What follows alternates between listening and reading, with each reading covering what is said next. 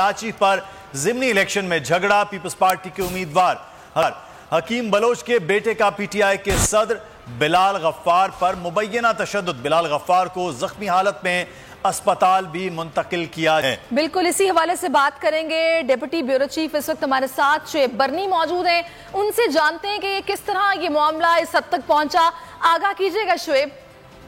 देखें, ये कराची में जो आज ज़िमनी इंतखाब का मार्का हो रहा है, इसमें गर्मा गर्मी और अब बात हाथापाई और झगड़े की नौबत तक आ गई है, जहां पे पाकिस्तान पीपल्स पार्टी और पाकिस्तान तहरीके इंसाफ के कारकुनान आमने सामने आए और जो कराची डिवीजन के पाकिस्तान तहरीके इंसाफ के जो सदर हैं बिलाल गफ्फार, वो जख्मी होकर इस वक्त अस्पताल मुंतकिल उन्हें किया गया है।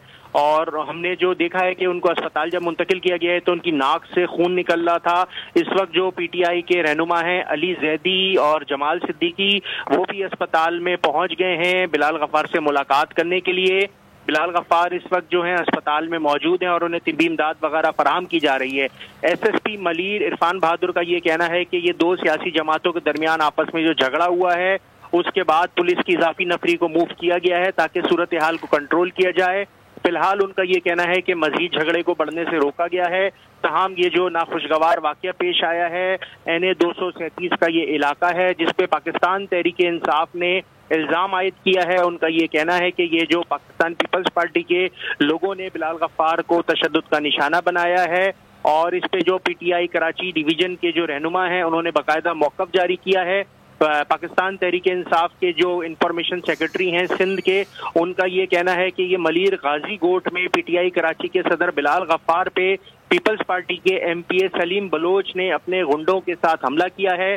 अरसलान ताज का ये भी दावा है कि ये PPP ने जो गुंडों ने जो हमला किया है इसमें पुलिस की मदद उनको हासिल थी। अरसलान ताज जो पीटीआई के रहनुमा हैं, उनका ये भी दावा है कि पुलिस ने उस वक्त झगड़े को ख़त्म नहीं करवाया जिसकी वजह से ये मामला बढ़ा।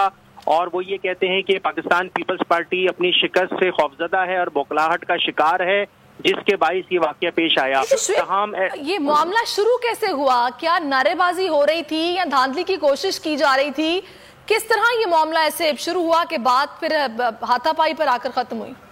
जी देखें, जिस तरह के NA 237 में इलेक्शन इस वक्त जारी है, ज़िमनी इंतखाब चल रहा है, तो NA 237 में पाकिस्तान पीपल्स पार्टी भी पूरी तरह से कोशिश कर रही है किसी तरह वो भी सीट जीते और पाकिस्तान तहरीके इंसाफ के जो रहनुमा हैं सिंध के, वो भी बहुत ज़्यादा मुतारिक हैं। सुबह से इस सीट पे हम देख रहे हैं कि काफ़ी ज़्यादा गर्मा गर्मी चल रही है।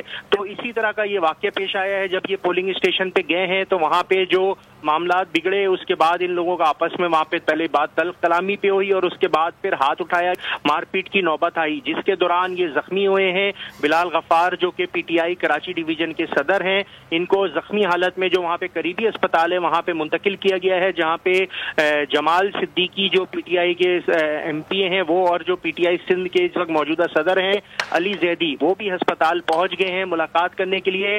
बिलाल गफ्फार बातचीत कर रहे हैं और खुद बता रहे हैं कि क्या वाकया उनके साथ हुआ है, तमाम उनकी नाक में से खून निकल रहा है और